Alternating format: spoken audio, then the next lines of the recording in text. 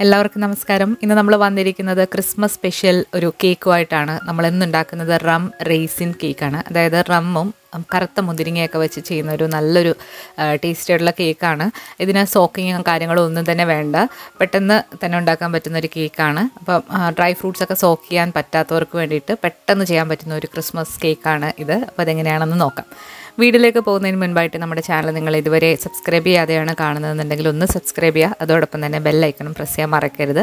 കൂടാതെ നമ്മുടെ വീഡിയോസ് ഒന്ന് ലൈക്ക് ചെയ്യാനും ഷെയർ ചെയ്യാനും കമൻറ്റ് ചെയ്യാനും മറക്കരുത്.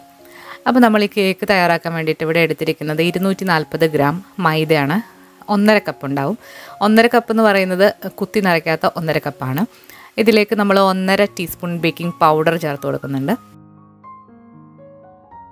ഇനി ഇതിലേക്ക് നമ്മൾ 1/8 ടീസ്പൂൺ ബേക്കിംഗ് സോഡയും കൂടെ ചേർത്ത് കൊടുക്കുന്നുണ്ട്. ഇനി കേക്കിന് ടേസ്റ്റൊക്കെ ഒന്ന് ബാലൻസ് ആവാൻ വേണ്ടിയിട്ട് നമ്മൾ ഉപ്പ് ചേർക്കണം. അത് ഒരു 1/4 ടീസ്പൂൺ ഉപ്പ് നമ്മൾ ഇതിലേക്ക് ചേർക്കുന്നുണ്ട്. ഇതിലേക്ക് നിങ്ങൾക്ക് വേണമെന്നുണ്ടെങ്കിൽ സ്പൈസസ് ഒക്കെ ചേർത്ത് കൊടുക്കാം. നമ്മളിന്ന് സ്പൈസസ് ഒന്നും ചേർക്കാതെ സിമ്പിളായിട്ടുള്ള ഒരു രീതിയിലാണ് ചെയ്യുന്നത്. ക്രിസ്മസ് ഒക്കെ ആയതുകൊണ്ട് നിങ്ങൾക്ക് ഇഷ്ടമുള്ള സ്പൈസസ് ഇതിലേക്ക് ചേർക്കാവുന്നതാണ്. ഇപ്പം നമ്മൾ ചെറുതായിട്ടൊന്ന് ഇളക്കിയിട്ട് മാറ്റി വെക്കുക.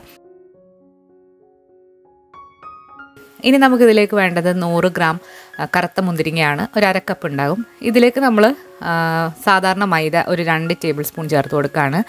നേരത്തെ ബേക്കിംഗ് പൗഡറും സോഡയും ഇട്ട് വെച്ചിട്ടുള്ള മൈദയല്ല, നമ്മൾ അല്ലാതെ ഫ്രഷായിട്ട് എടുത്തിരിക്കുന്ന മൈദയാണ്.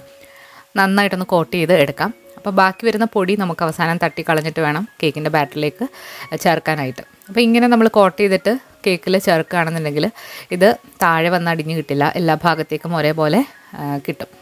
നന്നായിട്ടൊന്ന് ഡസ്റ്റ് ചെയ്തിട്ട് മാറ്റി വെക്കാം. ഇനി നമ്മളൊരു 3 മുട്ട നല്ല വൃത്തിയുള്ളൊരു പാത്രത്തിൽ എടുത്തിട്ടുണ്ട്. ഇതിലേക്ക് നമ്മളിനി 1 ടീസ്പൂൺ വാനില എക്സ്ട്രാക്റ്റാണ് ചേർക്കുന്നത്. വാനില എക്സ്ട്രാക്റ്റോ അല്ലാന്നുണ്ടെങ്കിൽ എസൻസോ ചേർക്കാവുന്നതാണ്. നല്ല ബ്രാൻഡ് നോക്കിയിട്ട് ചേർക്കുക, അപ്പോഴാണ് കറക്റ്റ് മണം കിട്ടുന്നത്. ഇനി നമ്മൾ നന്നായിട്ടൊന്ന് ബീറ്റ് ചെയ്തെടുക്കണം.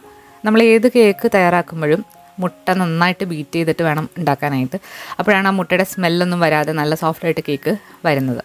അതുപോലെ റൂം ടെമ്പറേച്ചറിൽ മുട്ട ആയിരിക്കണം. ഫ്രഷ് ആയിട്ടുള്ള മുട്ട എടുക്കാൻ ശ്രദ്ധിക്കുക. ഒരുപാട് പഴക്കം ചെന്ന മുട്ട എടുക്കാതിരിക്കുക.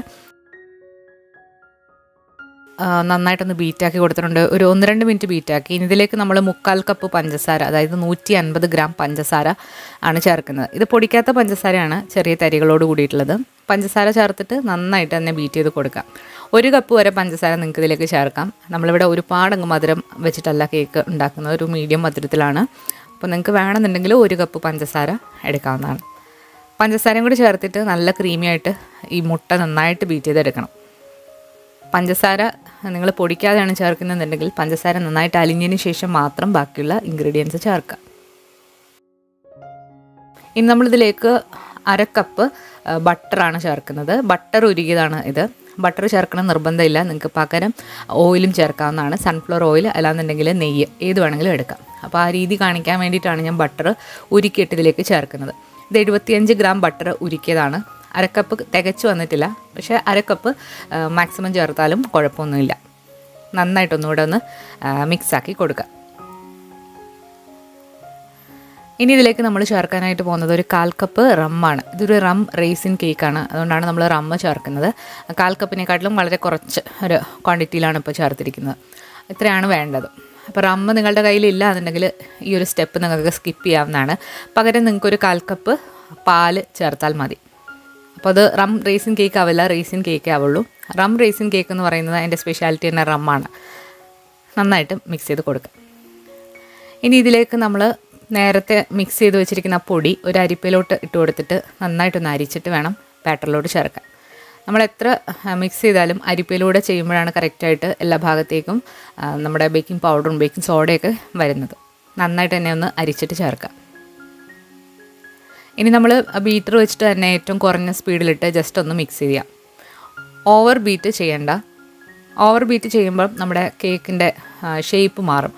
ചിലരുടെ കേക്ക് താഴ്ന്നു പോകും. അതുപോലെ തന്നെ പല കുഴപ്പങ്ങളും വരാറുണ്ട്. അപ്പോൾ ഓവർ ബീറ്റ് ചെയ്യുന്നതുകൊണ്ടൊക്കെയാണ് അങ്ങനെയൊക്കെ സംഭവിക്കുന്നത്. ജസ്റ്റ് ഒന്ന് മിക്സ് ചെയ്ത് കൊടുക്കുക. ഇനി ഇതിലേക്ക് നമ്മൾ നേരത്തെ മിക്സ് ചെയ്ത് വെച്ചിരിക്കുന്ന മുന്തിരിങ്ങ ചേർക്കാം. അതിന് മുൻപായിട്ട് ഒരു സ്പാറ്റില വെച്ചിട്ട് നന്നായിട്ടൊന്ന് മിക്സ് ചെയ്ത് കൊടുക്കുക. റം ചേർത്തത് കൊണ്ട് തന്നെ ഈ കേക്കിൻ്റെ ബാറ്റർ കുറച്ചൊരു സ്റ്റിക്കി പോലെ തോന്നും. അത് കുഴപ്പമില്ല, ബേക്ക് ചെയ്ത് കഴിയുമ്പോഴത്തേക്ക് നല്ല സോഫ്റ്റായിട്ട് ഇരിക്കും. ഇതാണ് നമ്മൾ നേരത്തെ കോട്ട് ചെയ്ത് വെച്ചിരിക്കുന്ന മുന്തിരിങ്ങ. അപ്പോൾ ഇതിലുള്ള ബാക്കിയുള്ള മൈദ ഒരു അരിപ്പയിലൂടെ നന്നായിട്ട് തട്ടിക്കളഞ്ഞിട്ട് വേണം ഇതിലേക്ക് ചേർക്കാൻ. അല്ലാന്നുണ്ടെങ്കിൽ അവിടെ ഇവിടെയായിട്ട് മൈദ കട്ട കെട്ടി കിടക്കും. അപ്പോൾ മുന്തിരിങ്ങയും കൂടെ ചേർത്ത് കൊടുത്തിട്ട് ഇനി കൈ വെച്ചിട്ട് ജസ്റ്റ് എല്ലാ ഭാഗത്തേക്കും ഒന്ന് കോട്ടാക്കി എടുക്കാം. ഇതൊരു ലൈറ്റ് ഫ്രൂട്ട് കേക്ക് പോലെയാണ്. അപ്പോൾ നിങ്ങൾക്ക് വേണമെന്നുണ്ടെങ്കിൽ ഇതിലേക്ക് ബാക്കിയുള്ള സോക്ക് ചെയ്ത ഡ്രൈ ഫ്രൂട്ട്സ് വെച്ചിട്ട് നിങ്ങൾക്ക് ഇതേ രീതിയിൽ ഫോളോ ചെയ്യാവുന്നതാണ്. അപ്പോൾ ഒരു വൈറ്റ് പ്ലം കേക്കായിട്ട് മാറും. ലൈറ്റ് ഫ്രൂട്ട് കേക്ക് എന്നും പറയും. അപ്പോൾ ഇതിൽ നമ്മൾ ഏറ്റവും സിമ്പിളായിട്ട് മുന്തിരിങ്ങ മാത്രം വെച്ചിട്ടാണ് ചെയ്തിട്ടുള്ളത്. ഇനി നമ്മളൊരു ലൈൻ ചെയ്ത് വെച്ചിരിക്കുന്ന 8 ഇഞ്ചിൻ്റെ റൗണ്ട് കേക്ക് ടീനിലേക്ക് ഈ ബാറ്റർ ഒഴിച്ചു കൊടുക്കുകയാണ്. ഇതേ സമയം നമ്മൾ ഓവൻ പ്രീ ഹീറ്റ് ചെയ്യാനായിട്ട് വെച്ചിട്ടുണ്ട്. നമ്മൾ ഇന്നിത് ബേക്ക് ചെയ്യുന്നത് 180 ഡിഗ്രി, അതായത് 180 ഡിഗ്രി സെൽഷ്യസിലാണ്. 10 മിനിറ്റ് അവൻ പ്രീ ഹീറ്റ് ചെയ്തതിന് ശേഷം നമ്മൾ 1 മണിക്കൂർ എടുത്തിട്ടാണ് ഇത് ബേക്ക് ചെയ്തിട്ടുള്ളത്. അപ്പോൾ എൻ്റെ ഓവനിൽ കുറച്ചുകൂടെ സമയം എടുക്കുന്നൊരു അവനാണ്. അപ്പോൾ നിങ്ങളുടെ ഓവനിൽ ചിലപ്പോൾ കുറച്ചുകൂടെ കുറഞ്ഞ സമയത്തിൽ ബേക്കായി കിട്ടുമായിരിക്കും. അപ്പോൾ ഒരു 45 മിനിറ്റ് ആദ്യം സെറ്റ് ചെയ്തതിന് ശേഷം ബേക്ക് ചെയ്യുക. അതിനുശേഷം വേണമെന്നുണ്ടെങ്കിൽ നോക്കിയിട്ട് നമുക്ക് 10 മിനിറ്റ് കൂടെ വെച്ച് കൊടുക്കാം. സ്പാറ്റില വെച്ചിട്ട് മുകൾ ഭാഗം ഒന്ന് ലെയർ ചെയ്തിട്ട് ജസ്റ്റ് ഒന്ന് തട്ടി കൊടുക്കുക. ഇനി ഇതിന് മുകളിലായിട്ട് നമ്മൾ കുറച്ച് കാഷ്യൂ നട്ട്സും കൂടി ഒന്ന് ഡെക്കറേറ്റ് ചെയ്യുന്നുണ്ട്. കുറച്ച് പേരൊക്കെ കമൻസിലൂടെ അറിയിക്കാറുണ്ട് കാഷ്യൂ നട്ട് വെക്കുന്നത് താഴേക്ക് സിങ്കായി പോകുന്നു എന്നുള്ളത്. അത് നമ്മുടെ കേക്ക് ബാറ്ററിൻ്റെ അളവ് കറക്റ്റ് ആവാത്തതുകൊണ്ടാണ്. അപ്പോൾ ഞാൻ പറഞ്ഞിരിക്കുന്ന കറക്റ്റ് അളവിൽ എടുത്തിട്ട് അതേ രീതിയിൽ ഫോളോ ചെയ്യുകയാണെന്നുണ്ടെങ്കിൽ ഇത് താഴ്ന്നു പോവില്ല. നമ്മുടെ എല്ലാ കേക്കിലും ഇത് മുകളിൽ തന്നെയാണ്, നമ്മൾ വെച്ചിട്ടുള്ളതിലെല്ലാം മുകളിൽ തന്നെയാണ് വന്നിട്ടുള്ളത്. അപ്പോൾ നിങ്ങൾക്കിത് ബേക്ക് ചെയ്ത് കഴിയുമ്പോൾ കാണാം. അപ്പോൾ ഇന്നത്തെ കേക്കിൽ നമ്മൾ കുറച്ച് ബേക്കിംഗ് പൗഡർ കുറച്ച് കൂടുതലായിട്ട് ചേർത്തിട്ടുണ്ട്. അപ്പോൾ അത് ഈ ഒരു കേക്കിൻ്റെ ഒരു മെഷർമെൻറ്റാണ്. ഓരോ കേക്കിലും ഞാൻ ചേർക്കുന്ന ബേക്കിംഗ് പൗഡറും സോഡയെല്ലാം അതാത് കേക്കിന് ആവശ്യമായിട്ടുള്ളതാണ്. അപ്പം അതേപോലെ നിങ്ങൾ ഫോളോ ചെയ്തിട്ട് നോക്കുക. അപ്പോൾ നമ്മൾ 180 ഡിഗ്രിയിൽ 1 മണിക്കൂർ വെച്ചിട്ടാണ് എനിക്കിത് ബേക്കായി വന്നിട്ടുള്ളത്. ഒരു ടൂത്ത് പിക്ക് ഒന്ന് ഇൻസേർട്ട് ചെയ്ത് നോക്കാം. റമ്മൊക്കെ ചേർത്തിരിക്കുന്ന കാരണമാണ് മുകളിൽ കുറച്ച് വിള്ളൽ വന്നിട്ടുണ്ട്. കുറച്ച് ബേക്കിംഗ് പൗഡർ നമ്മൾ കൂടുതലും ഇതിൽ ചേർത്തിട്ടുണ്ട്, അതുകൊണ്ടാണ് വിള്ളൽ വന്നിട്ടുള്ളത്.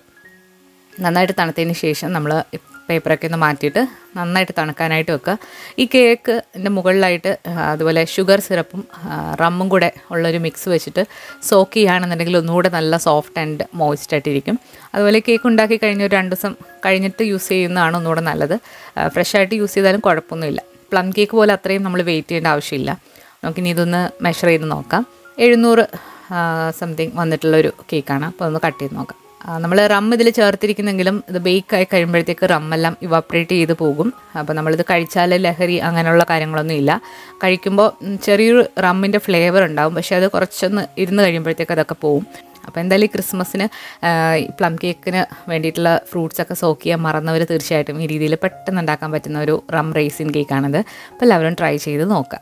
നമ്മൾ വരും ദിവസങ്ങളിൽ കുറച്ചുകൂടെ സ്പെഷ്യലായിട്ടുള്ള റെസിപ്പീസൊക്കെ അപ്ലോഡ് ചെയ്യുന്നതാണ്. അപ്പോൾ എല്ലാവരും മറക്കാതെ കാണുക. അതുപോലെ നമ്മൾ നാട്ടിൽ പോകാനുള്ള ഒരു ഒരുക്കത്തിലാണ്. അപ്പോൾ അതിൻ്റെയൊക്കെ വ്ളോഗ് നമ്മൾ അടുത്ത ദിവസങ്ങളിൽ അപ്ലോഡ് ചെയ്യുന്നതാണ്. അതുപോലെ നിങ്ങൾ ട്രൈ ചെയ്യുന്ന ഫോട്ടോസ് നമുക്ക് അയച്ചു തരിക. അപ്പോൾ പുതിയ വീഡിയോകളുമായിട്ട് നമുക്ക് അടുത്ത ദിവസം കാണാം. താങ്ക്